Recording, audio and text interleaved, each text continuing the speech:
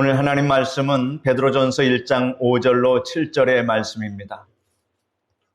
베드로전서 1장 5절로 7절의 말씀입니다. 제가 말씀을 봉독해 드리겠습니다. 너희는 말세에 나타내기로 예비하신 구원을 얻기 위하여 믿음으로 말미암아 하나님의 능력으로 보호하심을 받았느니라. 그러므로 너희가 이제 여러 가지 시험으로 말미암아 잠깐 근심하게 되지 않을 수 없으나 오히려 크게 기뻐하는도다. 너희 믿음의 확실함은 불로 연단하여도 없어질 금보다 더 귀하여 예수 그리스도께서 나타나실 때에 칭찬과 영광과 존귀를 얻게 할 것이니라. 아멘. 오늘은 시험과 승리, 이와 같은 제목으로 말씀해 드리겠습니다. 종종 성도님들로부터 하나님을 믿는 저에게 왜 이토록 시험이 많습니까? 이러한 질문을 받습니다. 어려운 시험을 만나 고통을 당하고 있는 사람에게는 그 시험이 심각한 문제입니다. 그러나 우리가 반드시 알아야 할 것은 시험이 어떤 특정한 사람에게만 다가오는 것이 아니라 누구에게나 다가온다는 사실입니다. 성경을 살펴보시면 시험을 이긴 사람에 대한 기록이 많이 있으나 시험에서 완전히 면제된 사람의 기록은 없습니다. 하나님께서 성도들이 시험을 당할 때 도와주시기는 하지만 성도들의 생애에서 시험을 면제해 주시지는 않습니다. 그 까닭이 무엇입니까? 역설적으로 시험은 우리의 신앙을 더욱 강하게 해주고 우리의 신앙을 더욱더 순수하게 해주며 우리의 신앙을 더욱더 확고하게 해주시기 때문입니다. 이러므로 진실한 신앙을 가진 성도는 시험을 당해도 망하지 않습니다. 야고보 사도는 내 형제들아 너희가 여러 가지 시험을 당하거든 온전히 기쁘게 여기라 하였고, 베드로 사도 또한 그러므로 너희가 여러 가지 시험으로 말미암아 잠깐 근심하게 되지 않을 수 없으나 오히려 크게 기뻐하는도다 라고 말하였습니다. 위에 두 성경 말씀에서 동일하게 주시는 말씀이 여러 가지 시험이라는 이 표현입니다. 이처럼 시험은 단순하지 않습니다. 고난은 단순하지 않습니다. 여러 가지 형태의 시험과 고난이 성도의 생애에 마치 파도처럼 연이어서 계속해서 다가옵니다.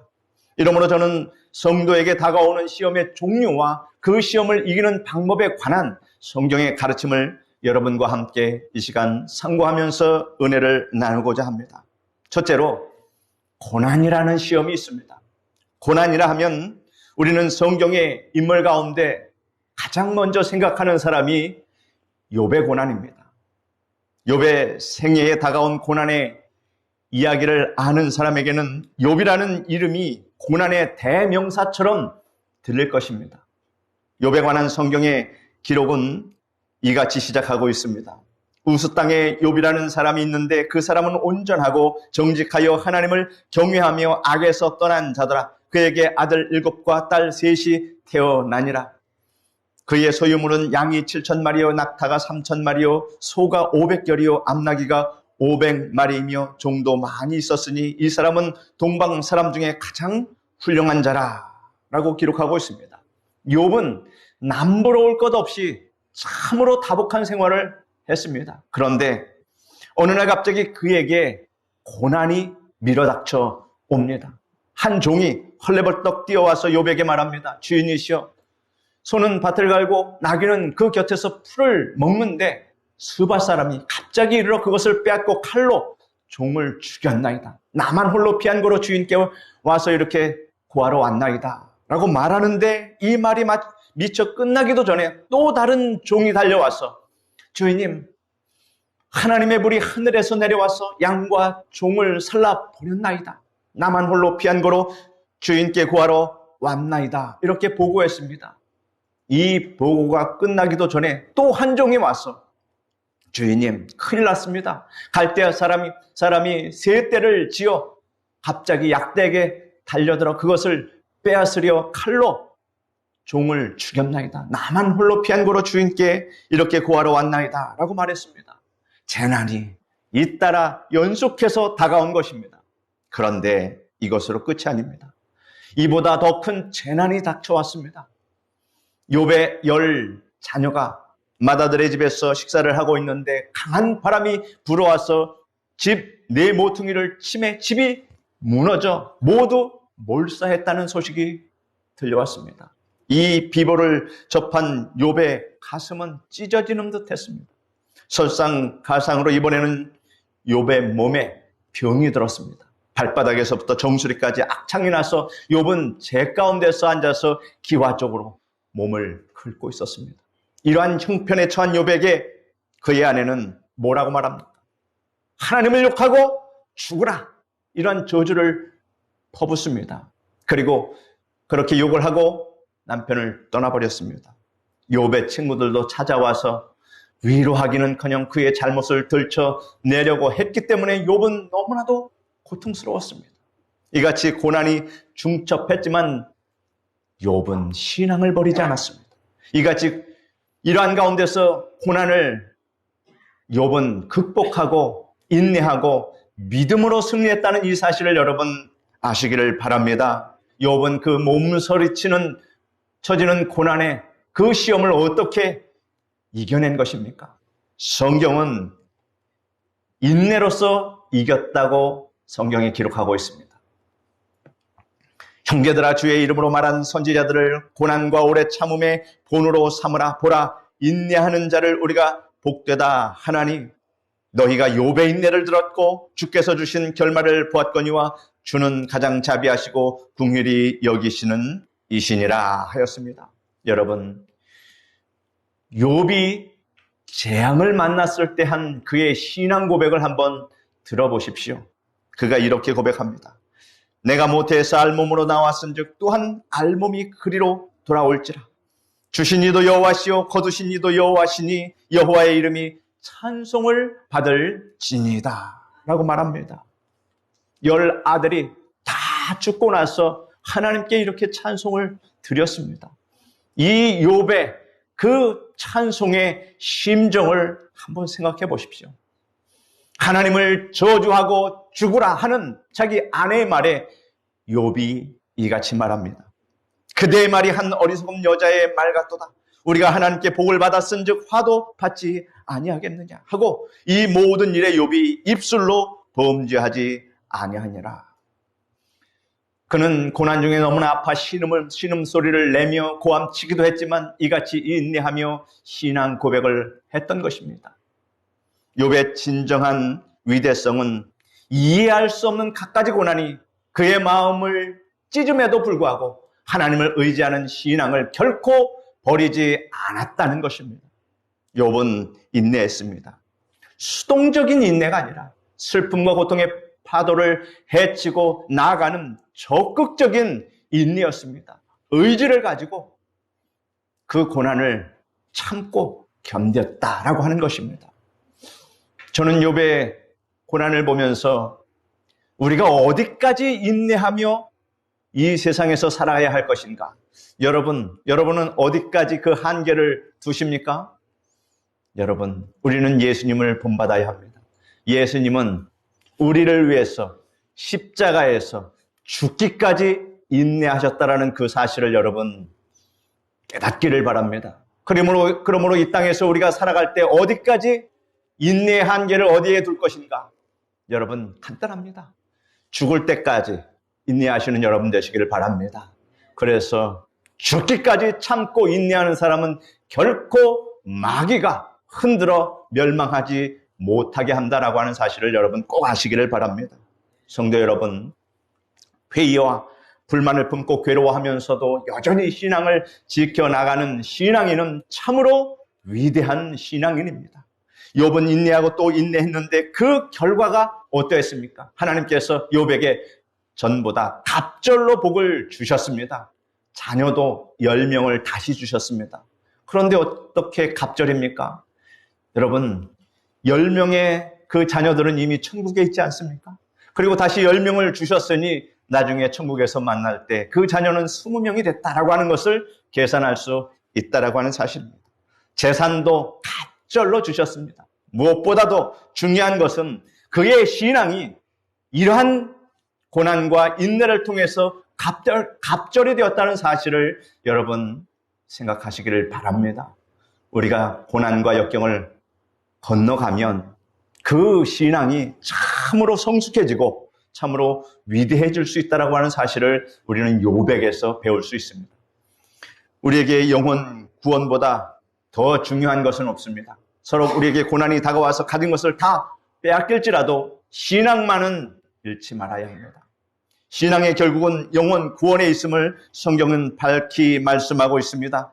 사람이 만일 온 천하를 얻고도 제 목숨을 잃으면 무엇이 유익하리요?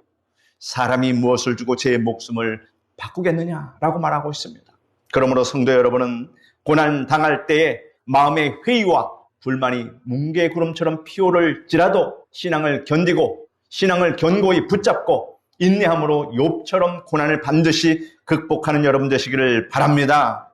둘째로 핍박이라는 시험이 있습니다. 우리의 신앙을 마음속에 감추고 있으면 핍박하는 사람이 없습니다. 그러나 신앙을 감출 수 없습니다. 우리의 영혼의 신앙에 불이 붙으면 우리 가정의 이웃의 직장에 그 신앙의 불빛이 비춰지기 마련입니다. 그 때문에 부모, 형제, 친구, 동료, 상사에게 핍박을 받게 됩니다. 그리고 믿는 중에 더 잘 믿으려고 하면 핍박을 더 받게 됩니다. 성령 충만한 삶을 살고 하나님께 더욱 헌신하고 섬기고 복음을 더 열심히 전하려면 핍박이 더 심해지기 마련입니다. 이것을 이상한 일로 생각할 것이 아닙니다.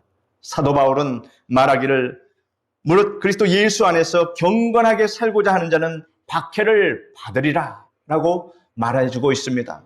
핍박은 피할 수 없는 것입니다. 그러면 핍박이 다가올 때 우리는 어떻게 해야 합니까? 여러분, 핍박이 다가오면 어떻게 해야 됩니까? 따라 말씀해 보십시오. 기뻐하고 즐거워하라. 예수님께서 우리에게 그렇게 말씀하셨습니다. 예수님께서 나로 말미암아 너희를 욕하고 박해하고 거짓으로 너희를 거스려 모든 악한 말을 할 때에는 너희에게 복이 있나니 기뻐하고 즐거워하라. 하늘에서 너희 상이 큼이라 라고 말씀하셨습니다. 여러분이 핍박을 받을 때는 반드시 하늘의 상급이 준비되어 있음을 믿으시기를 바랍니다. 여러분이 왜 신앙생활을 합니까? 이 땅에서 잘 먹고 잘 살기 위해서 신앙생활을 합니까? 아닙니다.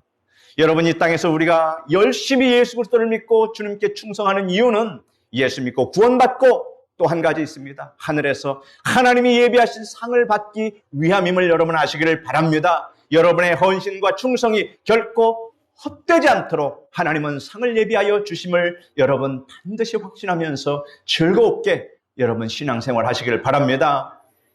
핍박을 받을 때 여러분, 그래서 우리는 하늘을 우러러 봐야 합니다.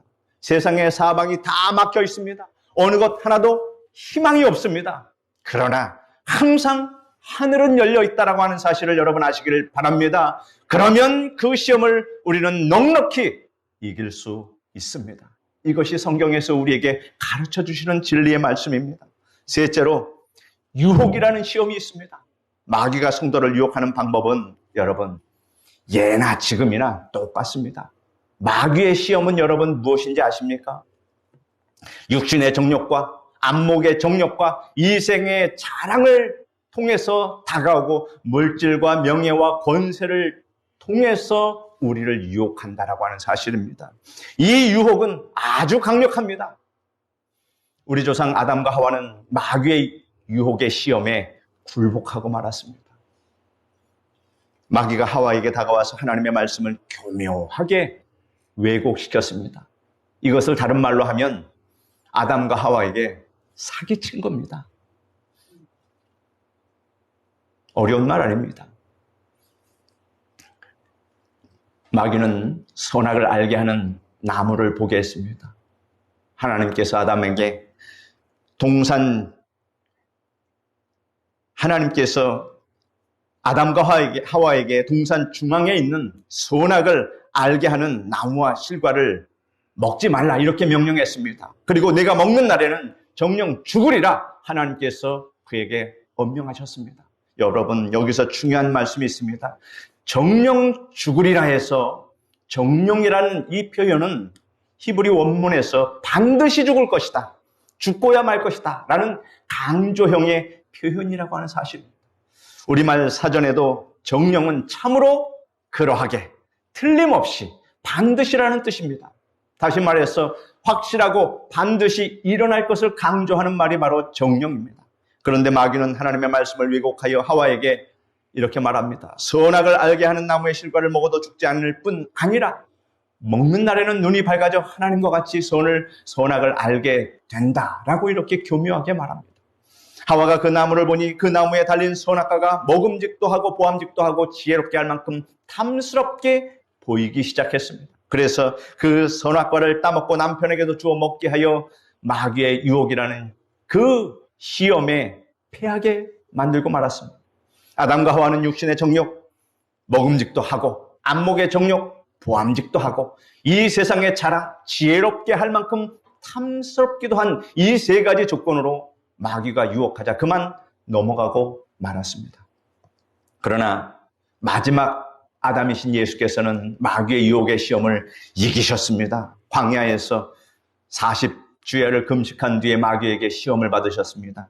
금식하셔서 허기진 예수님께 마귀가 말합니다. 이 돌들이 떡덩이가 되게 하라고 하자 예수님께서 뭐라고 말씀하십니까? 사람이 떡으로만 살 것이 아니요 하나님의 입으로 나오는 모든 말씀으로 살 것이라 라고 말씀하고 있습니다. 그러자 마귀가 이번에는 예수님을 데리고 사람들이 잔뜩 모여있는 성전 꼭대기에 가서 여기에서 뛰어내리라. 천사들이 손으로 받들어 발이 부딪히지 않게 할 것이며 이것을 본 많은 사람들이 네게 박수갈채를 보낼 것이다 라고 유혹합니다. 이 말에 예수님께서 주 너희 하나님을 시험치 말라 하였느니라 라고 말씀하셨습니다. 마귀는 또 예수님을 높은 산에 데리고 가서 천하만국과 영광을 보여주며 만일 내게 엎드려 경배하면 이 모든 것을 내게 주리라 말하였습니다. 그러자 예수님께서는 주 너희 하나님께 경배하고 다만 그를 섬기라 하였느니라 라고 말씀하셨습니다. 하나님의 말씀의 권위로 사탄 마귀의 유혹을 물리치셨습니다. 마귀가 육신의 정욕, 안목의 정욕, 이생의 자랑으로 예수님을 이와 같이 시험했습니다. 물질과 명예와 권세를 가지고 다가와서 시험한 것입니다. 그러나 예수님께서는 단호하게 이를 물리침으로 마귀의 시험을 이기셨습니다. 왜 이러한 내용을 성경에 기록해 놓고 있는 것일까요? 바로 우리 인생들을 위해서 이 세상, 마귀가 장악한 이 세상 속에서 항상 우리는 유혹을 받을 것인데 우리가 어떻게 이 유혹에서, 이 시험에서 승리할 것인가를 예수님께서 직접 보여주셨다라고 하는 사실. 그러므로 여러분, 항상 이러한 시험에 하나님의 말씀으로 대응하여 승리하는 여러분 되시길 바랍니다. 우리가 소유한 권세와 지위와 명예와 물질, 이 세상의 어떤 것으로도 여러분 하나님 나라와 견줄 바가 못 된다고 하는 사실입니다. 우리 성도는 다 하나님의 자녀가 되는 권세를 받았습니다. 이것은 천사가 흠모하는 지위입니다. 그리고 천국을 기업으로 받았습니다. 이러므로 여러분은 눈을 밝히 떠서 여러분이 그리스도 예수 안에서 얻게 된 것의 가치를 분명히 아시기를 바랍니다. 세상의 물질과 지위와 권세와 명예를 천국과 바꿔버리는 어리석은 행위는 하지 말아야 합니다. 예수님께서 천국을 가리켜 말씀하시기를 천국은 마치 밭에 감추인 보화와 같으니 라고 말씀하셨습니다. 어떤 사람이 황무지를 개간하다가 곡괭이에 무엇이 부딪힘으로 더 깊이 팠더니 항아리가 나오기에 뚜껑을 열어보자 보화가 가득 들어 있었습니다. 그래서 그는 얼른 항아리를 뚜껑을 덮고 그 자리에 도로 묻은 다음 집과 모든 재산을 다 팔아가지고 황무지를 샀습니다. 황무지라 아무 소용이 없다고 가족과 친구들이 적극 만류합니다. 정신이 없다라고 얘기합니다. 그러나 그는 아랑곳하지 않고 그 땅을 샀습니다. 그 땅에 보화가 잔뜩 들어있기 때문에 그는 그 땅을 산 것입니다. 또 예수님께서 천국은 자기 소유를 다 팔아 값진 진주를 사는 사람과 같다라고 말씀하셨습니다. 천국은 우리의 지위나 명예나 권세나 재물을 다 팔아서 살 만큼 가치 있다는 주님의 말씀입니다. 이같이 큰 가치가 있는 것을 소유했는데 마귀가 다가와서 세상의 지위, 물질, 권력으로 유혹한다고 해서 천국을 세상 것과 바꾸시겠습니까? 이 같은 행동을 하는 어리석은 사람은 없어야 될 줄 믿습니다. 아멘. 넷째로 장애와 곤란이라는 시험이 있습니다. 우리 앞에는 탄탄대로만 있는 것이 아닙니다. 가시밭길도 있고 돌짝밭도 있고 계곡도 있고 가파른 언덕길도 나옵니다. 이러한 장애와 곤란이 다가올 때 이를 잘 극복해야 합니다. 그리고 성도 여러분은 지금까지 그 인생의 여러 가지 길에서 잘 극복해 왔습니다. 하나님이 도와주셨습니다. 우리는 앞으로도 어떻게 해야 합니까? 출애굽한 이스라엘 백성들 앞에 평탄대로가 있었던 것이 아니라 험한 광야가 기다리고 있다는 사실을 우리는 잘 알고 있습니다. 온갖 장애물과 곤란이 다가왔습니다. 그때마다 이스라엘 백성들은 하나님과 모세를 원망하고 또한 불평했습니다. 그 결과 그들은 하나님께 버림받고 광야에서 모두 죽고 말았습니다. 이러므로 여러분의 인생길에 어떤 장애와 곤란이 다가오더라도 어떻게 해야 됩니까? 무조건 감사하는 여러분 되시길 바랍니다. 하나님께서는 어떠한 경우에도 대책을 가지고 계셨습니다. 이스라엘 백성들의 앞길을 홍해가 가로막자 하나님께서 홍해를 갈라 놓아주셨습니다. 광야에서 물이 없으면 반석에서 물이 나오게 하셨습니다. 먹을 것이 없으면 하늘에서 만나를 내려주셨습니다. 고기를 먹고 싶어하면 동풍을 보내 메추라기를 떨어지게 하여 많이 먹게 하였습니다. 부족함이 없도록 먹게 하였습니다. 하나님께서는 이스라엘 백성들이 광야를 지나가는 동안 필요한 모든 것을 채워주셨습니다. 의복이 헤어지지 않게 하셨고 40년 동안 신발이 헤어지지 않게 하였습니다. 의복이 40년 동안 입을 수 있는 의복이 있습니까? 그렇다고 의복이 떨어지면 어디서 옷을 만듭니까? 신발이 헤어지면 어디서 신발을 만듭니까? 하나님께서 기적적으로 모든 것을 보존시켜 주지 아니하면 불가능하다라고 하는 것을 우리는 잘 알 수 있습니다. 여러분은 지금 세상에 살고 있는 것이지 천국에 살고 있는 것이 아님을 아시기를 바랍니다. 만약에 여러분이 하나님, 제게는 장애물과 곤란과 역경과 환난이 하나도 다가오지 않도록 제발 저를 도와주십시오. 이렇게 간절하게 여러분이 기도한다면, 여러분이 열심히 기도한다면 오늘 밤이라도 하나님께서 여러분을 천국으로 데려가실지도 모른다고 하는 사실을 아시길 바랍니다. 성도 여러분, 여러분에게 곤란과 장애물이 다가왔을 때 대책을 가지고 계시는 하나님을 앙망하시면서 감사를 드림으로 모든 장애물과 곤란의 시험을 능히 돌파하고 승리하는 여러분 되시기를 바랍니다. 마지막으로 다섯째는 희생이라는 시험이 있습니다. 이것이 참으로 큰 난관의 시험입니다. 하나님께서 우리에게 희생을 요구할 때가 있다고 하는 사실입니다. 지나칠 정도로 희생하라고 하실 때도 있습니다. 그러나 실은 지나칠 것이 아무것도 없습니다. 하나님께서 우리에게 생명을 내어놓으라고 말씀하셨어도 지나칠 것이 못 된다고 하는 사실입니다. 우리를 위해서 생명을 아끼지 아니하신 주님께 우리가 무엇을 아끼겠습니까? 우리의 생명을 드려도 아낄 것이 없음을 여러분 아시기를 바랍니다. 오히려 순교하는 자의 영광은 그 무엇과도 비교할 수 없는 영광이라고 하는 사실을 우리는 잘 알아야 합니다. 하나님께서 어느 날 아브라함에게 아브라함아, 내가 사랑하는 하나밖에 없는 아들 이삭을 내가 지시하는 한 산에서 번제로 드리라. 여러분, 하나님의 말씀 한번 잘 생각해 보십시오. 내가 사랑하는 하나밖에 없는, 하필이면 그 아들을 번제로 조각을 내서 태워서 번제로 드리라 말씀하셨습니다. 아브라함은 하나님께 복을 많이 받아서 모든 것이 다 풍족해진 그런 재산이 아주 많은 그런 사람이었습니다. 양과 소, 약대 등 짐승도 많았고 거느리는 종들도 참 많았습니다. 그 많은 짐승과 종들을 다 내놓으라고 하면 하나님 그 말씀에 얼마든지 순종할 수 있었을 것입니다. 그런데 자기가 가진 그 모든 것보다 더 소중한, 그것도 아브라함이 100세에 겨우 얻은 아들을 번제로 내놓으라고 말씀하셨습니다. 여러분 같으면 어떻게 하시겠습니까? 그러니 그의 마음이 얼마나 아팠겠습니까? 그러나 아브라함은 도저히 인간으로서는 감당할 수 없는 희생을 요구하는 이 시험의 결론은 뭡니까? 합격했다는 것입니다. 그는 하나님을 원망하거나 불평하지도 않고 하나님께 뜻을 돌이켜 주십사 하고 간청하지도 않았습니다.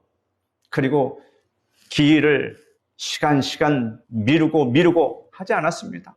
이튿날 새벽에 아침 일찍 일어나서 아들을 데리고 하나님께서 지시한 산을 향해서 길을 떠났습니다.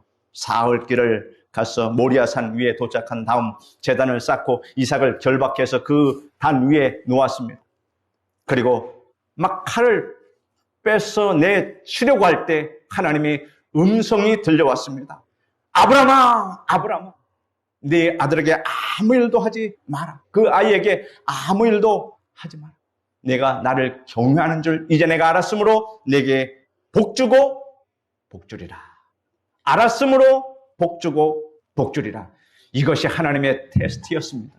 하나님의 시험이었습니다. 시험을 통과한 그에게 응분의 복이 주어졌습니다. 아브라함에게 하셨던 것처럼 하나님께서 우리에게도 희생을 요구할 때가 있습니다. 하나님께서 요구하시는 것이 물질, 명예, 지위일 때도 있고 생명일 때도 있다라고 하는 사실입니다. 희생의 시험이 다가왔을 때 여러분은 어떻게 하시겠습니까? 귀를 막겠습니까? 희생의 시험이 다가올 때 믿음의 길에서 물러나지 않는 여러분 되시기를 바랍니다. 예하고 순종하는 여러분 되시기를 바랍니다. 순종하고 나면 그 다음은 하나님이 책임져 주십니다. 우리가 머릿속으로 계산할 것 없습니다. 계산해봤자 답이 안 나옵니다. 여러분도 아브라함처럼 하나님의 말씀에 순종함으로 희생의 시험에 승리하시기를 바랍니다. 아주 옛날 한 집사님의 간증이 있습니다. 그분은 의사인데 어느 날 갑자기 다리에 힘을 잃고 걷지를 못하게 됐습니다. 이때 전도를 받고 예수님을 믿게 되었는데 그 후 하나님의 은혜로 그 다리에 고침을 받았습니다. 하루는 의사 집사님이 기도하는데 하나님께서 내 재산이 얼마나 되느냐 이렇게 음성이 들려왔습니다. 네, 한 현금이 500만 원쯤 됩니다. 아주 옛날 얘기입니다. 이렇게 대답하자 하나님께서 그 돈을 하나님의 전에 바치라는 마음을 주셨습니다. 그 돈은 그런데 병원을 개업하기 위해서 애써 저축한 돈으로 전 재산이었지만 그 강렬한 마음이 들었기 때문에 집사님은 두말하지 않고 그것을 교회에 헌금했습니다. 그런데 집사님 동네에 빌딩 하나가 빚으로 넘어가는 것이 있었습니다. 하나님께서 집사님에게 기도 중에 그 빌딩을 사라고 하는 마음을 강력하게 주셨습니다. 하나님, 저는 이제 돈이 없는데 그 빌딩을 어떻게 삽니까? 라고 했는데 하나님께서 강력하게 그래도 그 빌딩을 사라고 하는 마음을 주셨습니다. 그래서 그 빌딩 주인을 찾아가서 빌딩을 사겠다고 말합니다. 그런데 돈이 없지 않습니까? 계약하는 과정에서 하나님의 은혜로 빌딩 값을 일시에 지불하지 않고 매달 조금씩 갚아 나가기로 계약을 했습니다. 개업을 했습니다. 그런데 다른 병원에서 가망이 없다는 환자가 집사님 병원에만 오면 고침을 받으니 그 소문이 온 동네에 다 퍼졌습니다. 그래서 얼마 있지 않아서 빚을 못 갚게 되었고 하나님께서 그에게 더 많은 복을 주셨다라는 간증이 있습니다.